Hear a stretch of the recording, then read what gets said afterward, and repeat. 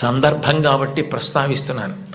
మన గౌరవ ముఖ్యమంత్రి నారా చంద్రబాబు నాయుడు గారు స్వయంగా ఒక వ్యాసం రాశారు. తల్లికి జేజే, తండ్రికి జేజే, గురువుకు జేజే అని ఒక పుస్తకం ఉంది. ఆ పుస్తకంలో బహుశా నాకు జ్ఞాపకం ఉంటే 3వ వ్యాసం అనుకుంటాను. ఆ వ్యాసంలో ఆయన ఒక విషయం ప్రస్తావన చేశారు. వాళ్ళ అమ్మగారి పేరు అమ్మಣ್ಣమ్మ గారు. ఆవిడ చిన్నతనంలో చంద్రబాబు నాయుడు గారిని పిలిచి ఒక కథ చెప్పారట. ఒరేయ్ నాన్న, మనిషి కష్టపడాలి. ఎందుకు కష్టపడాలో తెలుసా? ఒకరింట్లో ఒక పంది, ఒక నక్క 2 ఉండేవి. ఆ పంది చాలా కష్టపడి పనిచేసి మధ్యాహ్నం ఇంటికి భోజనానికి వచ్చేది. నక్క పని చేయడం మానేసి చెరుకు తోటల్లో తిరుగుతూ ఊళలు వేస్తూ వచ్చే ముందు బురదలో పొర్లాడి వచ్చేది. పంది ఒళ్ళు కడుక్కుని వచ్చేది. ఇంటికొచ్చి శుభ్రంగా ఉన్న పందిని చూసి ఇదేం పని చేయలేదనుకుని మంచినీళ్లు మాత్రమే పోసేవాడు యజమాని.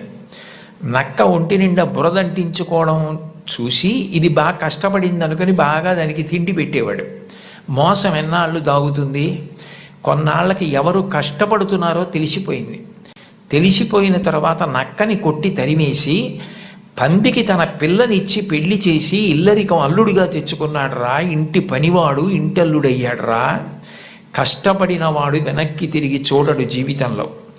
కష్టపడడం నేర్చుకో అని మా అమ్మ నాకు చిన్నతనంలో చెప్పింది. మా అమ్మ చెప్పిన కథ నా జీవితానికి దిశానిర్దేశం చేసింది.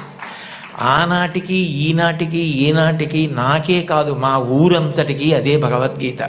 నేను యథాతథంగా ఆయన వ్రాసిన వ్యాసంలో మాటలే చెప్తున్నాను. ఆ మాటలే నాకు స్ఫూర్తి. ఇప్పటికీ కష్టపడడం నాకు అంత సంతోషం. ఆ కష్టపడడం అన్నది నేను మా అమ్మగారి దగ్గర నేర్చుకున్నాను. ఆ కష్టపడే ఇవాళ ఈ స్థితికి వచ్చాను. నేను ముఖ్యమంత్రినైనా మా అమ్మగారు మాత్రం మా ఇంట్లో గట్టిగా 3 రోజులు ఉండడానికి ఇష్టపడేది కాదు. మళ్ళీ వెళ్ళిపోయి ఆ నారావారి పల్లెలో తెల్లవారి 5 గంటలకి లేచి గొడ్డు గోద పొలము పనులు అవి చేసుకోవడం, ఆ కష్టపడ్డము ఆవిడికి ఎంత సంతోషము అని అమ్మగారి ప్రేరణతో తాను ఎంత వృద్ధిలోకి వచ్చారో వ్రాసుకున్నారు. నేను ఏదో 4-5 విషయాలు మాత్రమే ప్రస్తావించాను. లోకంలో తల్లిని మించిన దైవం లేదు.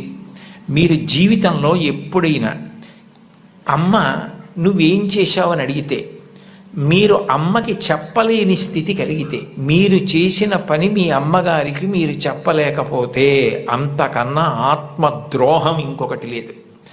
మీరు ఏది చేసినా మీ అమ్మగారికి చెప్పగలగాలి. ఇది నేను మా అమ్మకి చెప్పలేను అన్న పని చెయ్యనే చెయ్యకండి.